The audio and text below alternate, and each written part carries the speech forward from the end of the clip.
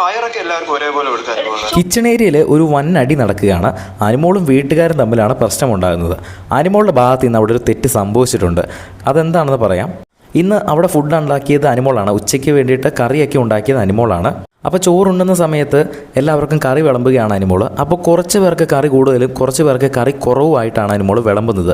അതവർ ചോദ്യം ചെയ്തു. കറി കുറവ് കിട്ടിയവർ വീണ്ടും അനുമോളുടെ അടുത്ത് കറി മേടിക്കാൻ വന്നു. സാബുവാനൊക്കെയാണ് ഇന്ന് പയർ കറിയാണ് ഉണ്ടാക്കിയത്. സാബുവാൻ വീണ്ടും എനിക്കിത് പോരാ, കുറച്ചുകൂടെ പയർ വേണമെന്ന് പറഞ്ഞപ്പോൾ അനു കൊടുക്കുന്നില്ല. എന്ത് ചെയ്താൽ അനു കൊടുക്കുന്നില്ല. എനിക്ക് ഉണ്ടാക്കാൻ അറിയാമെങ്കിൽ എനിക്ക് വിളമ്പാനും അറിയാം, വേറെ ആരും എന്നെ വിളമ്പാൻ പഠിപ്പിക്കേണ്ട എന്ന് പറഞ്ഞുകൊണ്ട് അനുമോൾ അവിടെ ഒരു പ്രശ്നം ഉണ്ടാക്കി. അനുമോൾ പറയുന്നത് എന്താണെന്ന് വെച്ചാൽ ഇന്ന് ചോറ് ഒരുപാട് മിച്ചം വന്നിട്ടുണ്ട്. അപ്പം രണ്ടാമത് ചോറ് മേടിക്കാനോ അല്ലെങ്കിൽ പിന്നീട് ചോറ് കഴിക്കാനോ വരുന്നവർക്ക് കുറച്ച് കറി മാറ്റി വെച്ചേക്കുവാണ് എന്നാണ് അനുമോൾ പറയുന്നത്.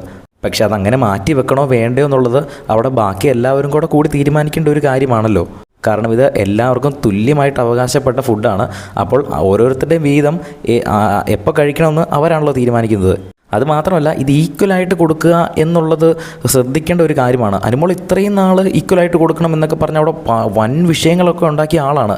അതേ ആൾ തന്നെയാണ് ഇപ്പോൾ കുറച്ച് പേർക്ക് കറി കൂടുതലും കുറച്ച് പേർക്ക് കറി കുറവൊക്കെ ആയിട്ട് കൊടുത്തിരിക്കുന്നത്. പക്ഷേ അനുമോൾ ഒരു സംഭവം തർക്കിച്ച് തുടങ്ങിയാൽ പിന്നെ അതിൽ തന്നെ കടിച്ചു തൂങ്ങി നിൽക്കുമല്ലോ. വീട്ടുകാരെല്ലാവരും